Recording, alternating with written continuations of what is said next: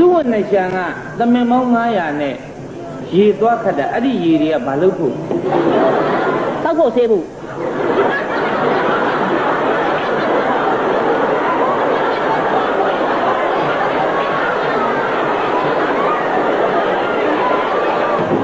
တောက်ဖို့ဆေးဖို့လို့ပြောနေ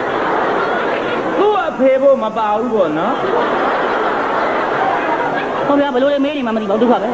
ဒီလူနဲ့ကလည်းနှလုံးနဲ့ကမူးနေပြီဒုက္ခခင်ဗျာဘာတွေပြောနေလဲခင်ဗျာ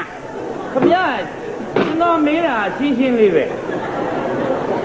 သူ့နဲ့ရှန်သမင်မောင်း900နဲ့ရေသွားခတ်ရေသွားခတ်တယ်သမင်မောင်း900နဲ့ရေသွားခတ်တယ်အဲ့ဒီရေကဘာလို့ဖို့လဲတောက်ဖို့ဆေးဖို့လို့ပြောပါဦးတောက်ဖို့ဆေးဖို့ပြောပါဦးလား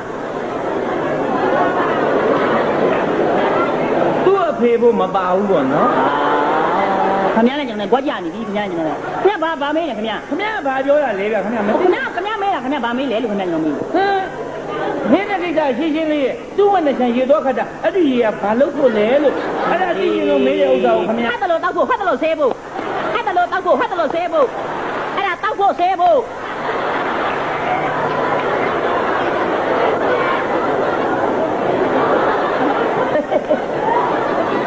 ကိုမော်ဟီအော်ဒါလာ